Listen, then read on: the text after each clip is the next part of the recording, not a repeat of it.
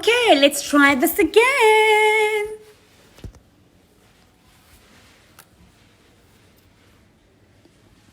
Let's try this again, guys. I got a hold of Busi. Hello, Lepule love. Hi, Poki. Hi. Hi, Lino love. I think Olino love. Hey, Busi has joined us. Yes. Go live with Busi. Welcome back, guys.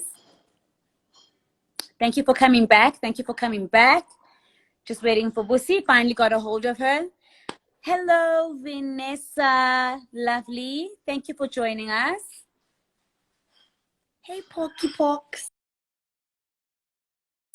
So we're just waiting to connect. Hi, Vivi. Hello, Mrs. English. Hello. Today, guys, just to give you a recap again, Mampo. Just to give you a recap, guys. Hello, Nosi. Just to give you a recap on what we're doing today, I'm talking to Busi. Busi is an accredited money coach. She is incredible. Hi, Dimples, Kakabi. And hello, Damara.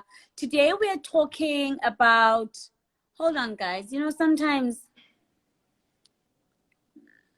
this thing can confuse us, you know. It can really confuse us. Ish. Hi, guys. Hello, everyone. Busi, please invite again. I don't know what's going on here. Go live with Busi. There we go. I'm adding you, Busi. Waiting for you, Busi, to just press my lounge, half my lounge. Let's do this. Oh gosh, guys, this thing is hectic. Thank you, Dimples. You weren't supposed to see that.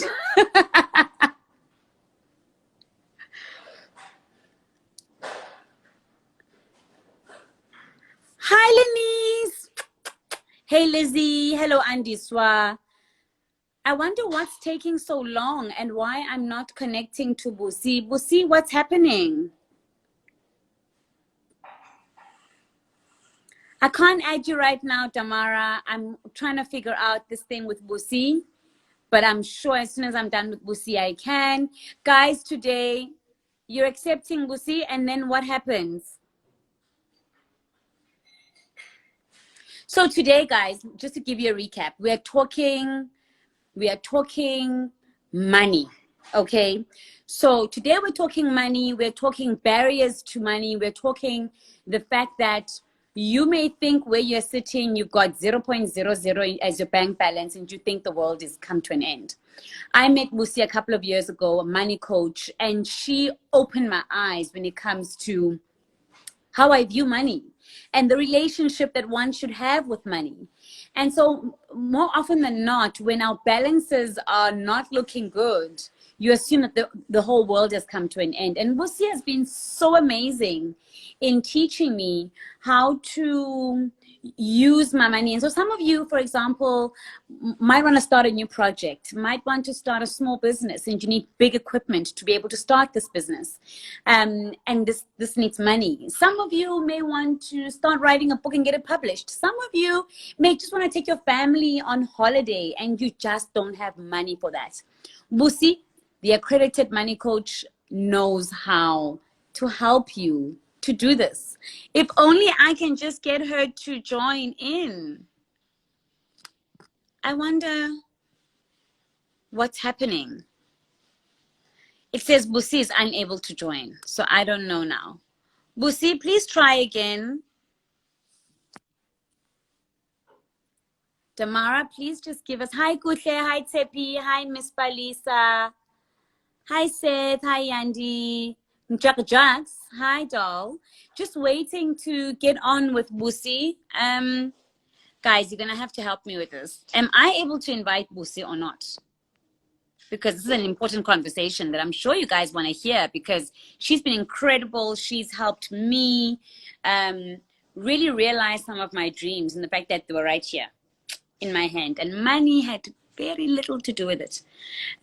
Of course, we know that money makes the world go round, but if you don't position yourself in the right space to attract the money in the right energy, then you're gonna struggle, right? So Busi is really good with making sure that everything in your life aligns so that the money can come.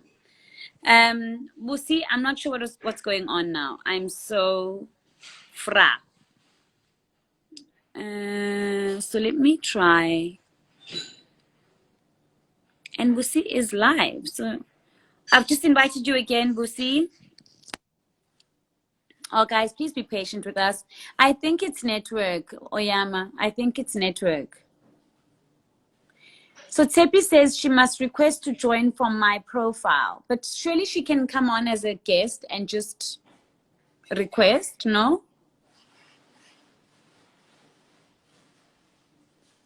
Or is there a situation? Okay, Busi's trying on another device. Okay, guys, please be patient with us. Yeah, that's what I thought. She needs to send a message and request, right? I'm terrible. Me and technology. I don't know where Busi stands. But I'm going to have to keep you guys. So please, guys, ask questions. Busi's going to come on, hopefully, eventually. This is the second time we're trying. Busi's going to come on. If you have any questions around money, there we go. Busi has requested to be in my live. I add Busi. Waiting for Busi. I'm going to be so excited when I see Busi's face on here. Okay, it says connecting. Yay! Wow. I can't believe this. Oh my goodness. I'm just so glad you're on. Like, I mean. Wow. Oh my God. I don't know what happened to my phone. Something is very wrong with my phone. I finally remembered it was rebooting or updating or something like that. Yeah, Finally, I know, Oyama, right? What? I'm so sorry, guys. I'm really, really sorry. I did not expect this. This always works best. Today was That's just, okay. You're here now, and I'm so excited. I was just telling the guys, Busi, that I remember when I first met you, and you were just, you opened up my mind when it comes to this money thing, and that it's not cut and dry, you know. It's not, and there are many things one needs to consider, but I think the one thing that always stuck with me is that, Sibu, you have more money than you think you have. True story. And so I've fought and struggled and debated in my head about what that really means. I've sent you a couple of questions that people have sent me already earlier on in the day that you obviously get to. But Busi, I think, welcome. First of all, welcome. Thank you for taking the time. I know you're super hectic coaching people around the world around money, and here you are giving us some tips and tricks around this money issue. So thank you so much for gracing us with your time and your expertise over the next 30 minutes. But Busi, let me dive right into it. Yeah. What is our relationship? And I'll say our being, I'm talking about Black people. What is our relationship as Black people with money? What is it? Where are we going wrong here? Yeah, so I'm just trying to get my thing to not move around because I had a whole setup done, and then now I'm just trying to, so that you guys can see me better. Okay, the lighting is probably better now. Okay. Yeah, it's great. You look beautiful. Thank you. But wow. So, you know, Sibu, as you were saying, money is not the easiest of things when you are Black. When you're Black, nobody wants to know why you broke. Once you have money, everybody wants to know, where did you get it? Where did it come from? Like, you can't have money, you're Black, duh. So, when I started talking about this, I knew that it wasn't going to be something easy. But I had to talk about it because my own life, I had gone through a lot. I mean, when I was 28 years old, I got to have debt of 40 million rand, 40. And I always say, you know what, I hope I had gone and bought myself some LV and went to Paris and, you know, just be like, okay, I'm in debt, but I know what I did with that money. I had started at that time, I was on the 6th business. And I was just every time starting a business because I wanted to build a legacy. I wanted to be that black person that has finally gotten, you know, to a point where they are comfortable, they are financially stable. And I had left a job which I hated and went into business because I was told that that is where you make money. I mean, a lot of young people, we're telling them every day, get into business if you want to make money, create employment for yourself if you want to make money. And I did that. But again, I did the thing that I think a lot of young people should just be careful of. I went and borrowed money to start a business. What you want to do is start the business. Once the business is functioning, then borrow the money. Now, again, a lot of young people go to the bank and they're borrowing money and the bank never gives them money. The bank will never give you money that is small. The bank needs you to have, like, when you're going to the bank to borrow money, you must be borrowing nothing less than probably 10 million. So it means it must be a really amazing project. If you're borrowing something less than that, they don't make money out of that. So the chances of you getting a loan of 200,000 approved are almost zero. Now, a lot of business people think, oh no, let me just ask a little bit, they will give me. No, they actually wouldn't give you if you ask a little bit. So obviously, I mean, I learned all these things when I was definitely going through my own business journey. And now I was in the 6th business and I was owing the bank up to 40,000 rand. I started with a property business. 40 million. 40 million. I started with a property business, went into an IT business, went into a tracking business, went and continuing just like that, business after business. It will go so well, and then all of a sudden, everything will crumble. And that was the other thing, that I was after the money. I was never after to knowing my purpose, knowing my calling and passion. I was just, when people said, there's money this side, I will run quickly there. They say, oh no, the money is finished that side. It's this side now. I will run there. And I will get there and I will be like, yes, I'm doing this because they said it will bring money. So I find myself at 28 and I'm thinking, people at 28 do not owe the bank 40 million that they don't even know where it is. What is wrong with me? You know, I was like, I am really the black person that is so stupid that really money you can never touch. Like, wow. How did you get yourself there? So, you know, I felt guilt, I felt shame, I felt all sorts of things. And at that point, the bank said to me, you can no longer continue like this. Because, I mean, I knew how to negotiate my way there. I knew how to get them to give me money when a business has just died. I mean, the first business died in 2008, the property business, when the world went into world recession. And I was able to go to them and say, by the way, I've been making money for the past 5 years. It means that I can, if you borrow me more money to start a new business, which I already know and I've got the numbers here, I can make this thing happen. They said, okay, they gave me.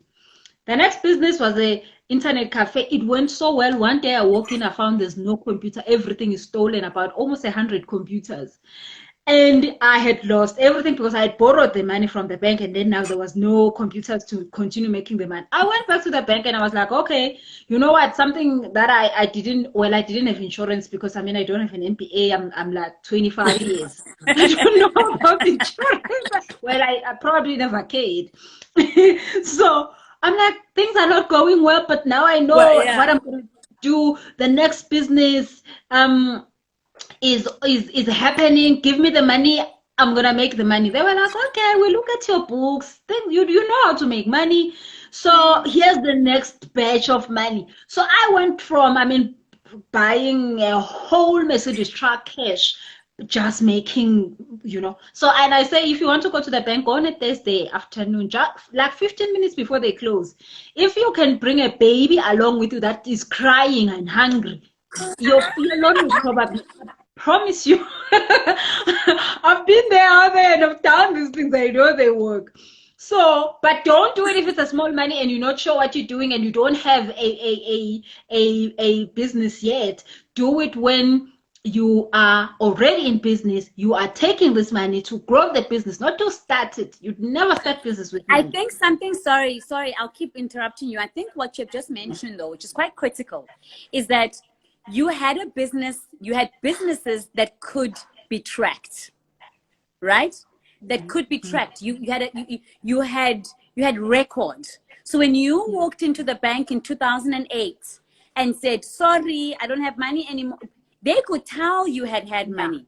So I think that's also very important. When they gave you more money, it was off the back that you had proven and shown that you had made the money.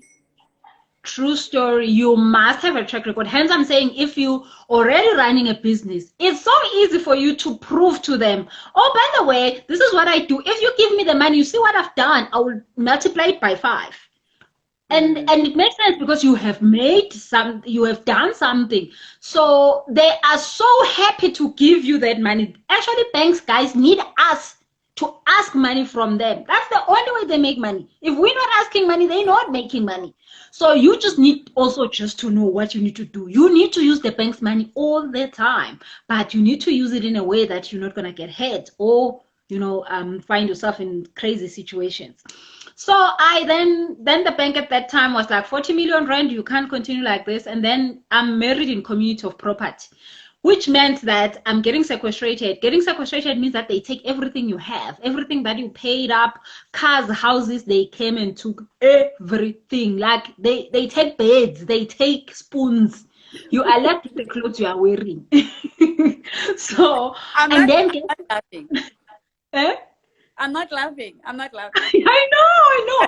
And then guess what? My amazing husband is at work, he's working, and then all of a sudden he's sequestrated. He doesn't have nothing just because of the person you marry. So I always say, be careful who you marry and be careful how you marry them. That's another conversation for another day. Equally important. Yes.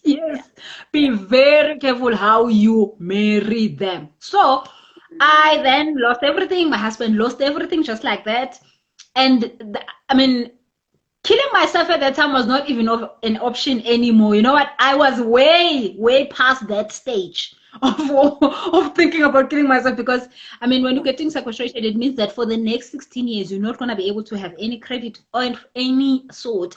You're not going to be able to buy anything on anything. So for the next 16 years, I learned how to buy everything cash. But I think because I found a coach at the time, one of these people that were coming into my house on a daily basis to fetch this, to make me sign this and that came. This lady, she's like, oh, Busi, I feel sorry for you. There's a lady who's a coach that I know. Maybe she can help you. I was like, what is a coach? At that time, I didn't even know. There wasn't coaches in South Africa. I didn't even know what that was. She said, yeah, she normally has the free session free. So maybe you want to go and talk to her. I was like, well, if it's free, I'll go. So I go to this lady. This lady, she listens to my story. This lady really doesn't show that she cares. She just tells me, she's like, you know what, Busi, you don't have a problem with money. You have a problem with the relationship you have with money. I was like, you now saying you're supposed to have a relationship with money? Girl, I owe 40 million. Are you not talking about that? Why are you telling me things that don't make sense? So she's like, Busi, for you to get out of this, you need to find your calling, you need to find your passion, you need to find the purpose you are in the planet.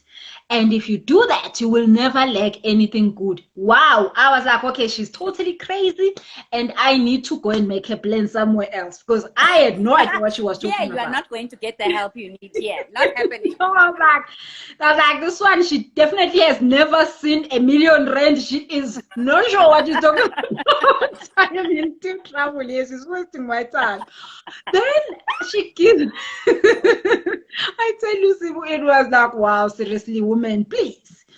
And she gives me this paper, written things on it. She says to me, take this. These are mind exercises that if you do them, they will help you change the way you think about money. I'm like, okay, now you're going to give me just a piece of paper. To start my 40 million rand problems. Like that is what you're coming up with, woman. Okay, I took this. I was like, wow, such a waste of time. Went home, but obviously I had nothing to do. So I look at this paper. And I finally do the things that were in the paper. Totally simple things that are too simple, actually, just to believe that they can take you out of such a deep, dark hole. I did them. 3 months later, I found myself back in my 2 feet. I had gone and looked for a job. I had found out that my calling was actually in sales, because I can sell anybody anything. I can sell you your clothes while you're wearing them. You can pay me for them. I promise you. I'm that good when it comes to sales. So I found this company didn't want to hire me because they said, I mean, I've got the worst credit record. So now I've got a degree, right? I studied IT. I got that. I couldn't get an IT job.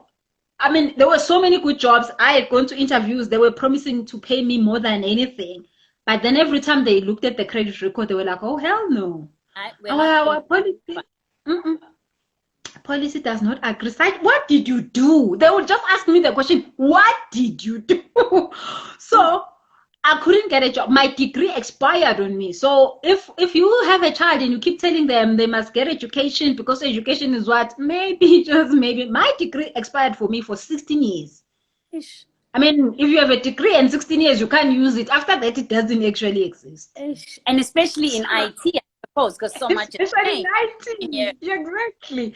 So my degree that I went and studied so hard for expired on me. So then I found out that I'm good at sales. I went to several companies. They couldn't hire me because of that thing.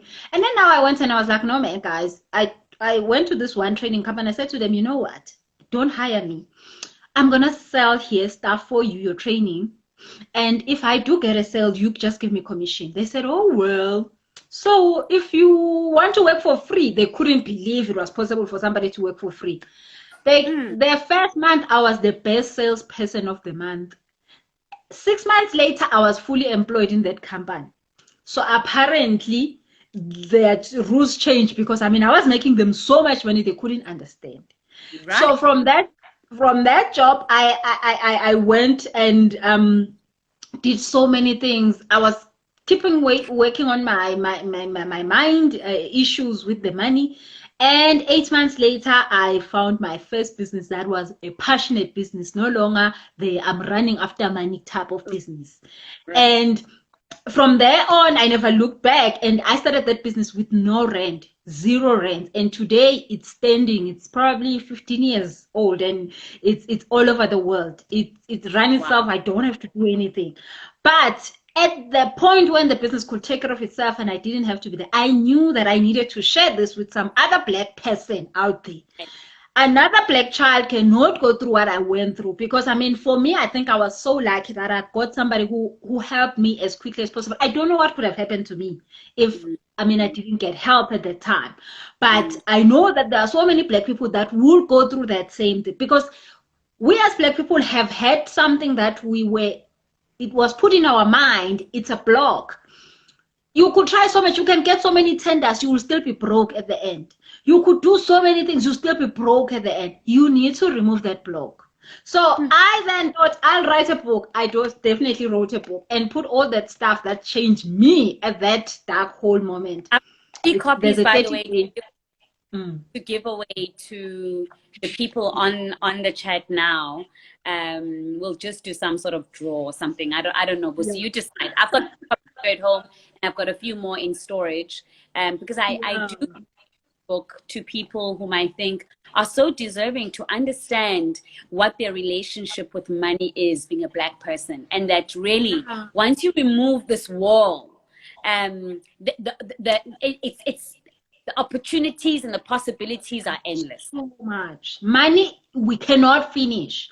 Money just like air, Sibu. We breathe air every morning. Nobody wakes up in the morning and be like, oh, I need to have air for retirement. Yeah. Oh my God, I need to just make sure that I breathe until the end of the day. Oh, I'm breathing too much. Maybe next door they don't have enough air. Nobody does that.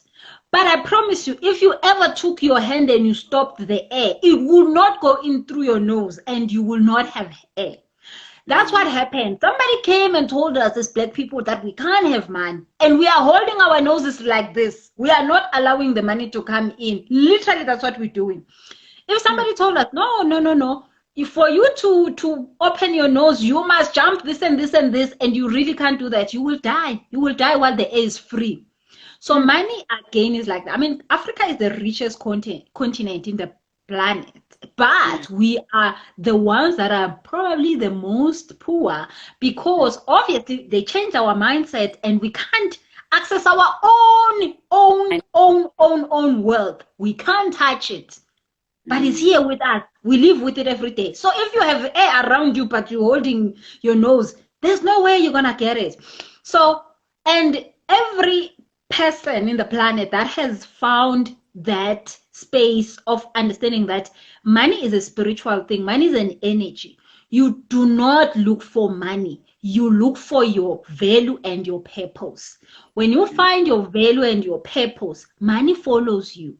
So, I mean, it's probably 3 years now that I wrote the book. There's a 30-day money mindset program at the back. It's the one that I say everybody who's just starting this route to finding the energy of money, to finding the spirituality of money, to finding the opportunities with emotions, clearing your emotions with money should do. It's a 30-day money set program. That the first thing that I found that I used on myself, it is this.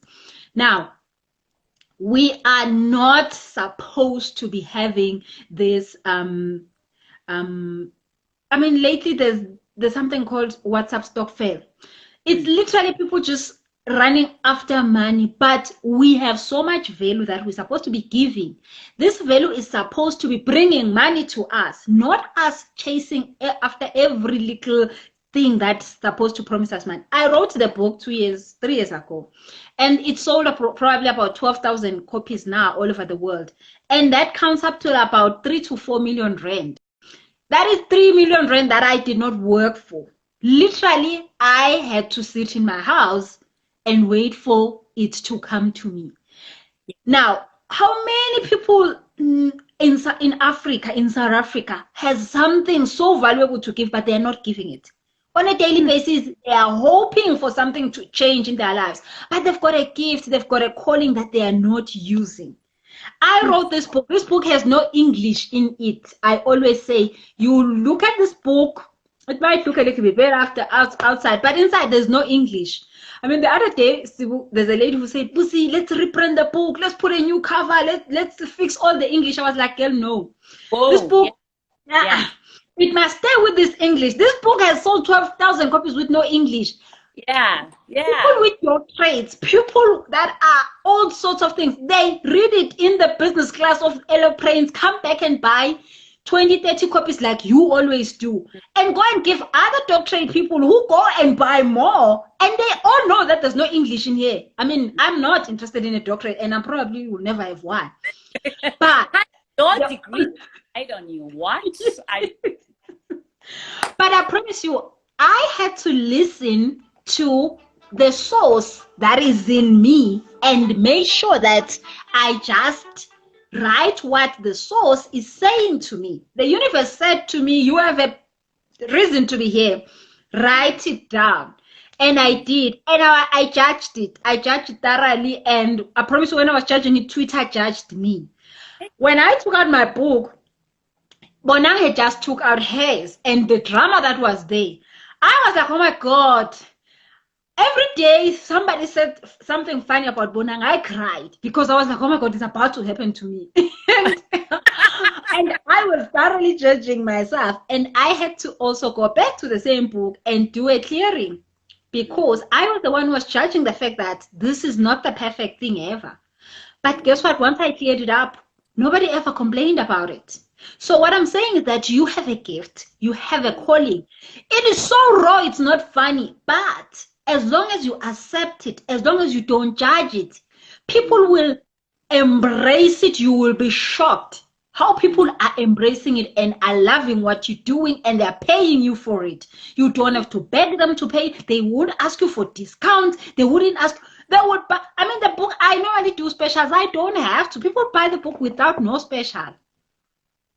So I only had to listen to my creator about what I am here for.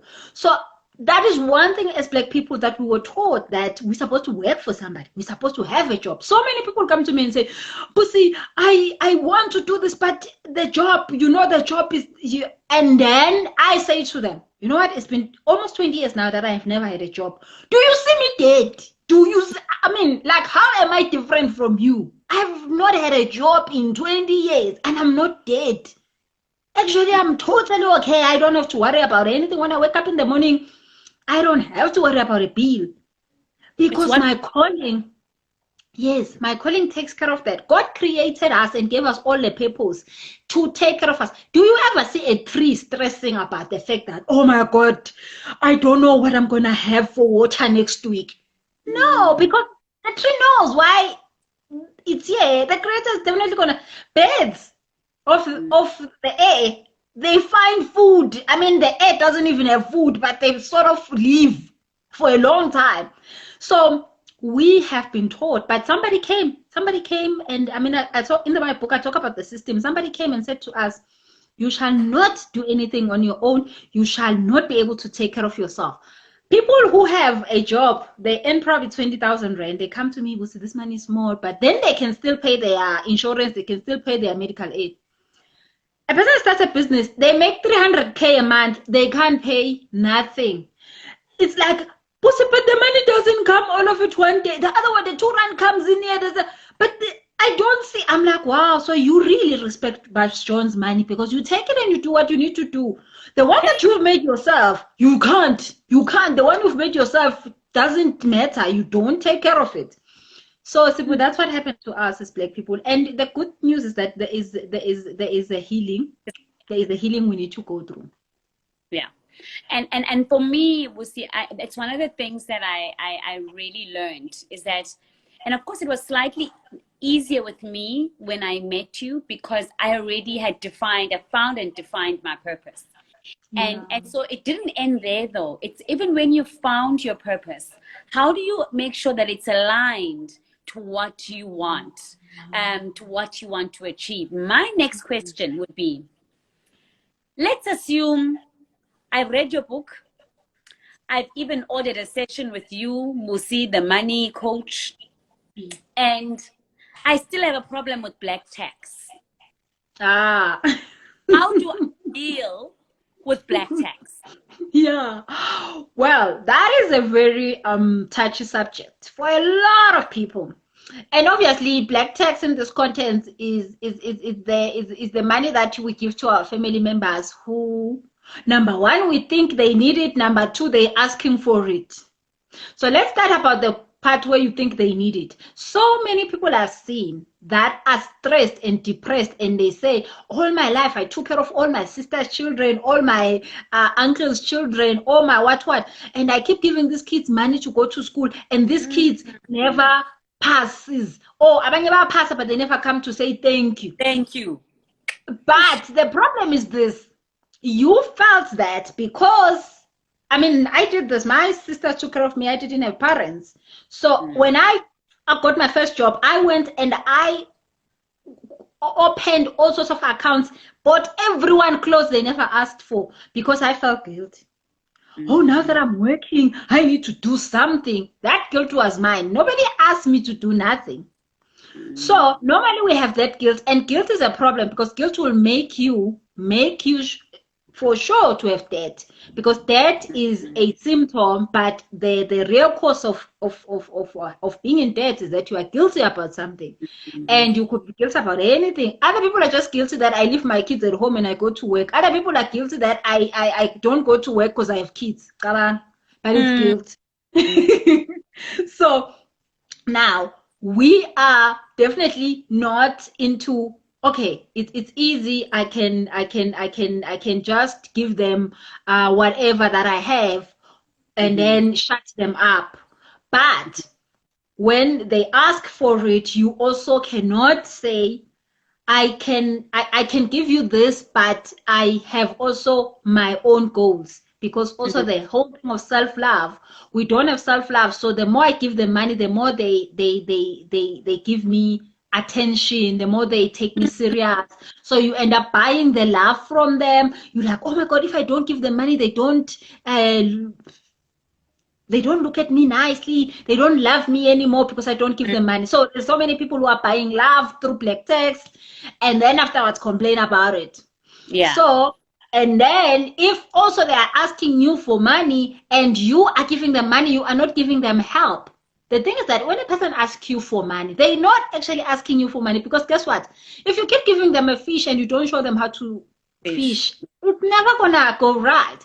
So black tech not about giving people handouts. It's about helping them. But do not tell them what to do with their lives, but be there to help them get where they want to go. So if you are to literally, like, you can sit with somebody down and literally show them how to start a business, show them how to get whatever, without giving them 1 rand, but you give them something so bigger than that 500 rand they wanted. You will give, then they will go and make something out of that. But the thing is that a person who's looking for a handout, anyway, even if you give them the handout, it's never gonna help them, because they're just looking for a panado. Yeah.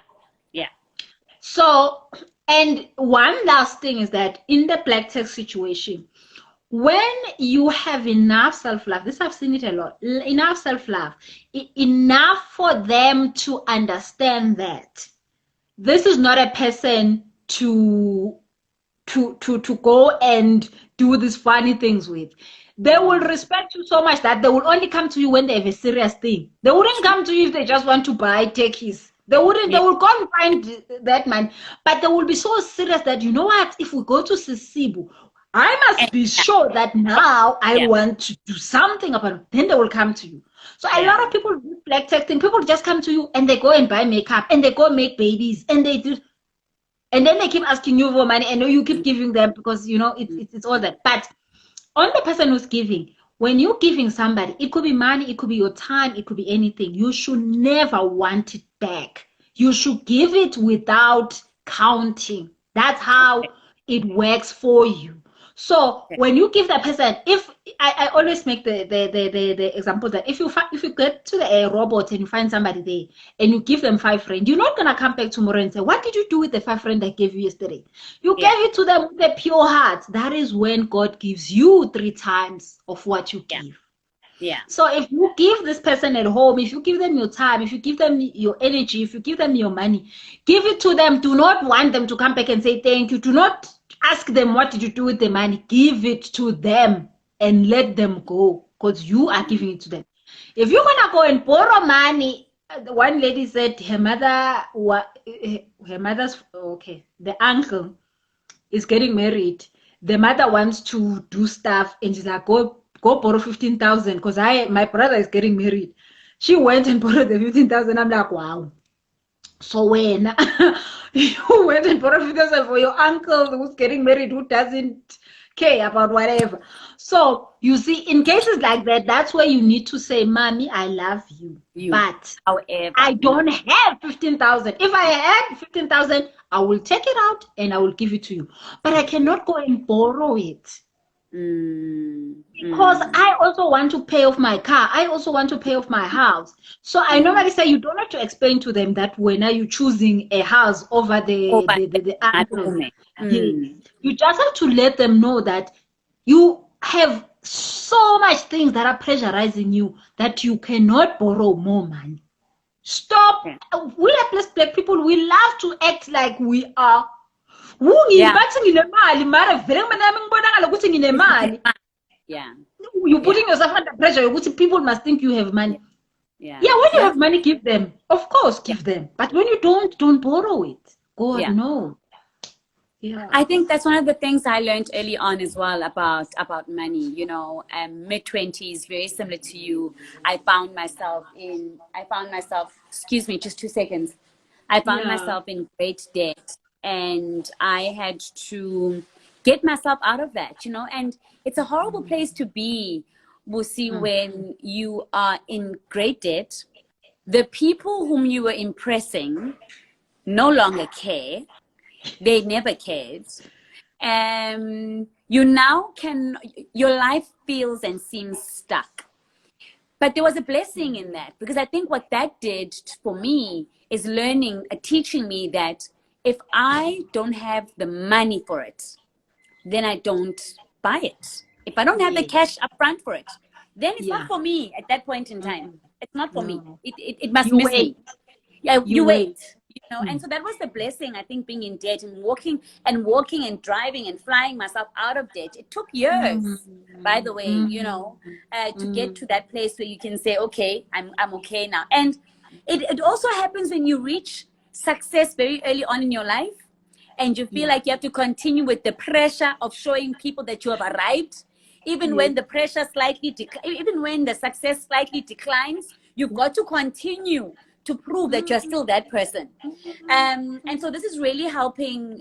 I hope it's helping people to understand that you don't have to prove anything to anybody. Your success is your own.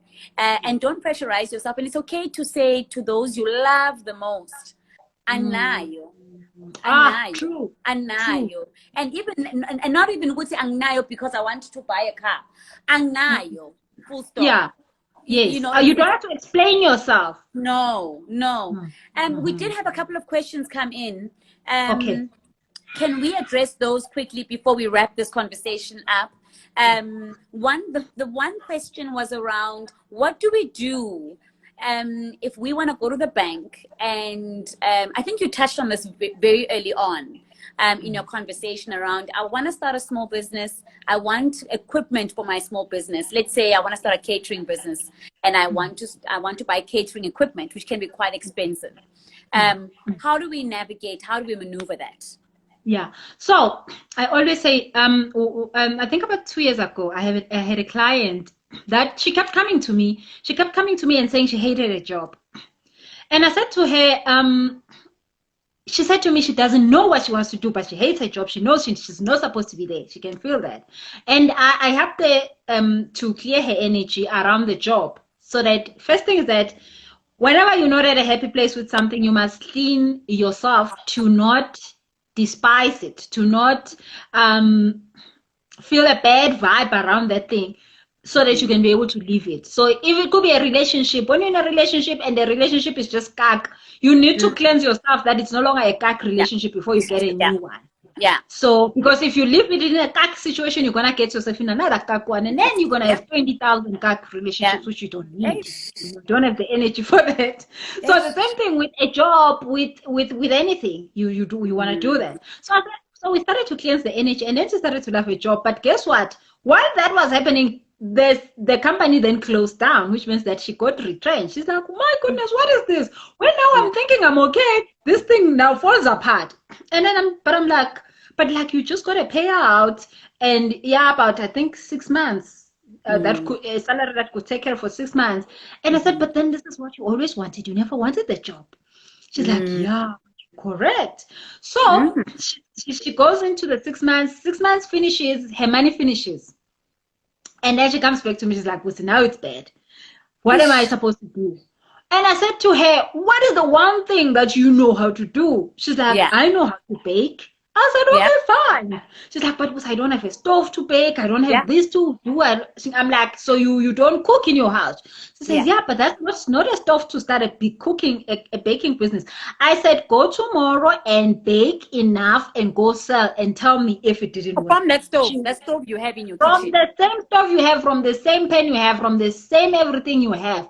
She started. I promise you, 3 months later, she was doing 7 wama packet wama cook, and she was making at that time 40,000 rand a month.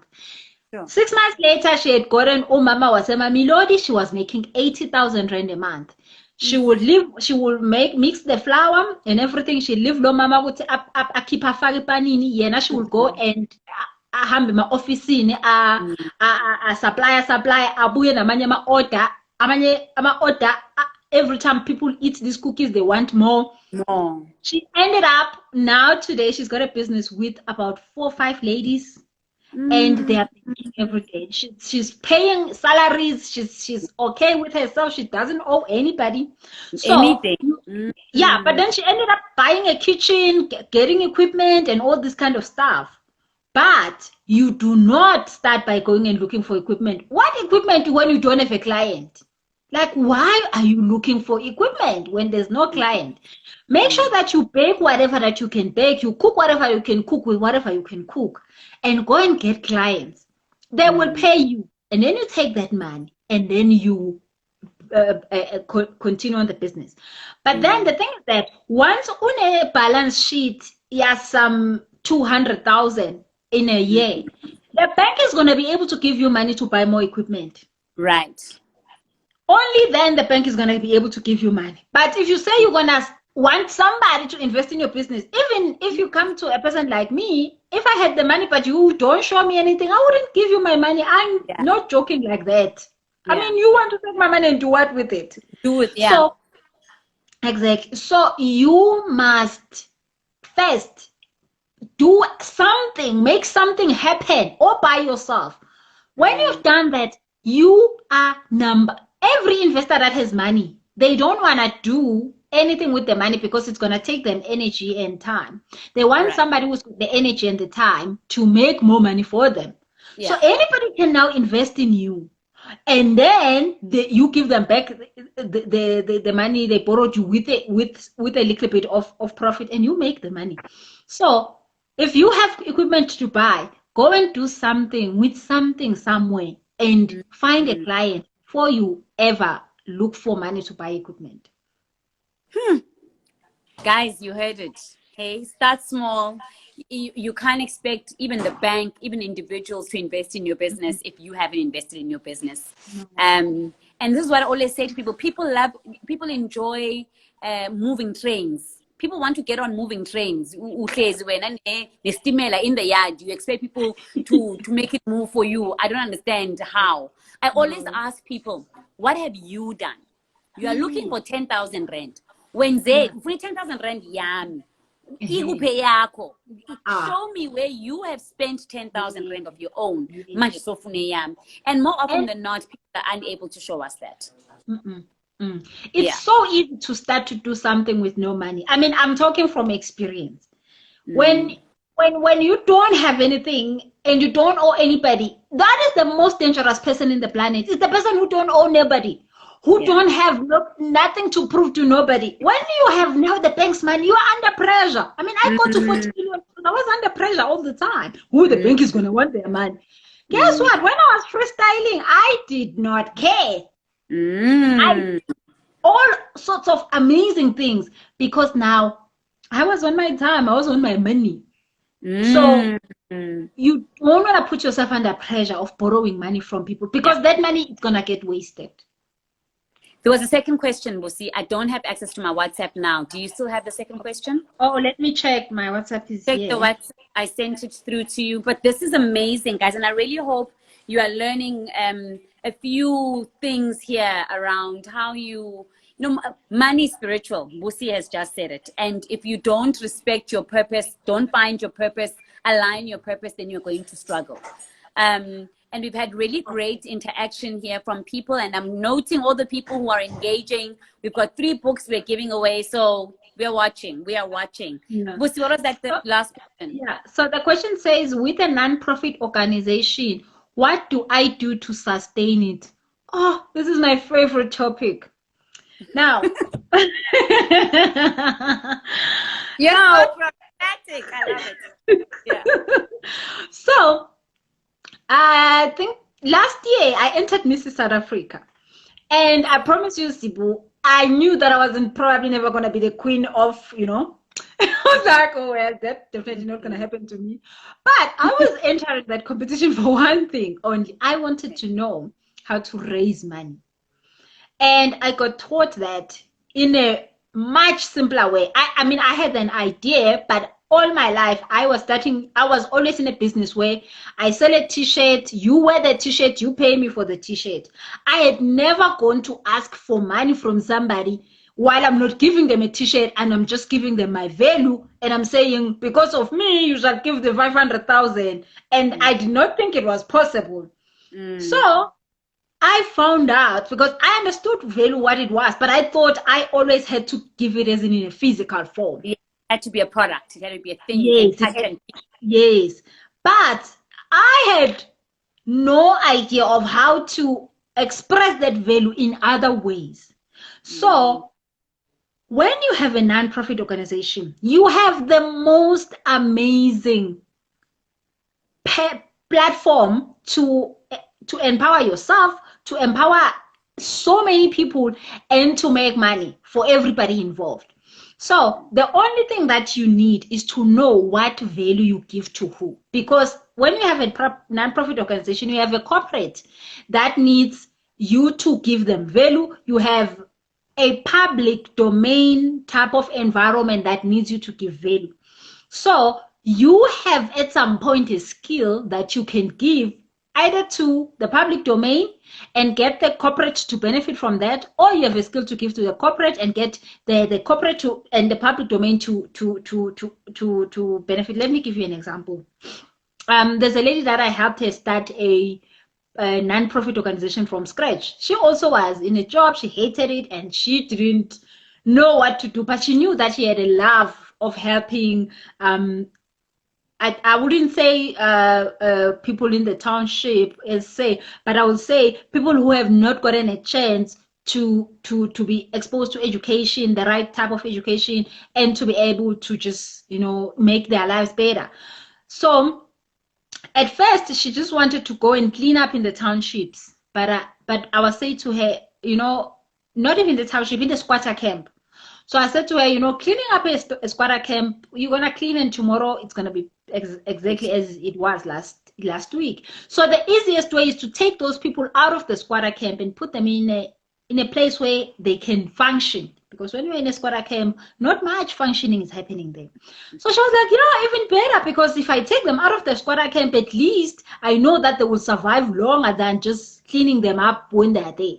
So she started this program where she takes boys, she takes girls, she takes women. She's divided them into 3, and then she educates them with different methods and find them different opportunities. Well, not find them, but help them to find those opportunities.